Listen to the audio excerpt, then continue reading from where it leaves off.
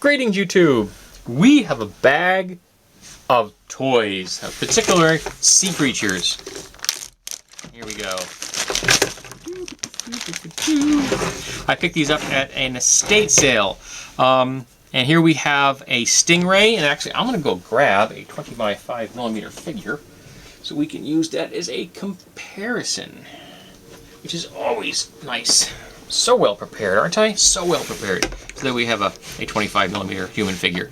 So there you go. This would make a great underwater steed for an aquatic adventure or campaign.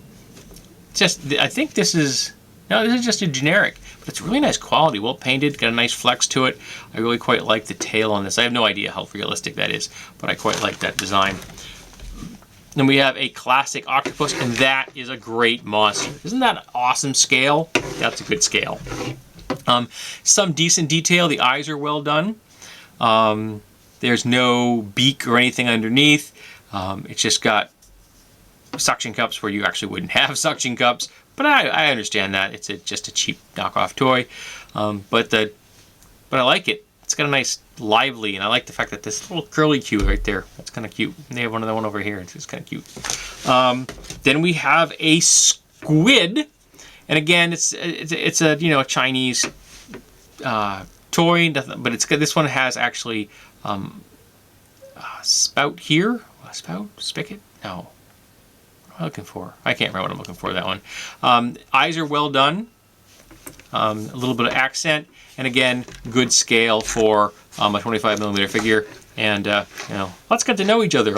Let's hug. So that will be good for your for miniatures in that regard. We have this one's a little silly. It's a giant lobster, but it's a toy. I mean, it's a wind up. So you could menace the crap out of your characters on your table with this thing. But that's a good monster scale. It really is. And even though it's very, very plastic, don't know if I would ever actually use that. I may just give that away. And it's gonna keep making noise in the background. And here we have a seal of some variety.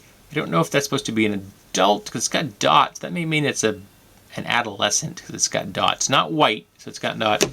And it'd be interesting to have a giant seal because they are predators, folks. They are deadly in the ocean. So don't think that because they're adorable, they couldn't actually kill people. It's squishy. There's no port in there, so this would probably float like a son of a gun in a bathtub. It'd be kind of cool. But again, good for if you want to have a Arctic style or aquatic, cool water aquatic adventure. This could very well fit that bill. Here we go with a dolphin.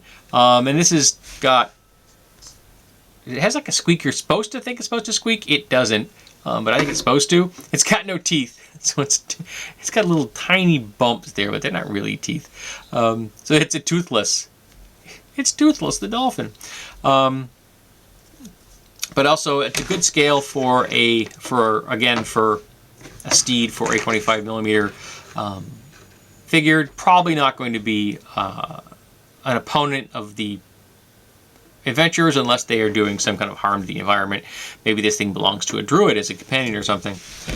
Then we have a shark, and this is an excellent scale for this miniature.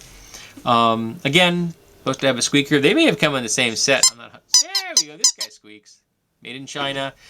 Painting is not what you'd call excellent on this, but it does what it's supposed to do. It's a shark, and that's a good scale. That's a terrifying scale. That's like the same size as Jaws was. Now that I think about it, yeah, it's about the same size Jaws was, and we know how much of a danger he was in that film. So yeah, definitely good size for a monster. Then we have a giant crab. I saw this and it made me think of, is it Tomb of Horrors that had the giant crab? Was it Tomb of Horrors? I'm not positive. There's a giant crab somewhere that it had magic armbands that like made it immune to fire or heat or something. I'm not sure. But this guy is awesome looking. I mean, again, not the greatest detail in the world, but still very cool. Made in China. Got big pinchers and ha ha ha, let's be friends. Definitely going to menace the crap out of adventurers if you use that. And the last we have is a lobster. I think it's a lobster. I don't think it's a crayfish, but I mean it's in the same family. Again, not the best detail in the universe, but it's still pretty solid and a great scale for adventurers. Also, you could use this as a mutant from like Fallout, the Mirelurk Hunters. That's about the same scale I think the Mirelurk Hunters are. So you could use this in a science fiction or a post-apocalyptic environment for that kind of adventuring as well. So here we go, folks. This has been a collection of aquatic action figures, or at least aquatic animal figures.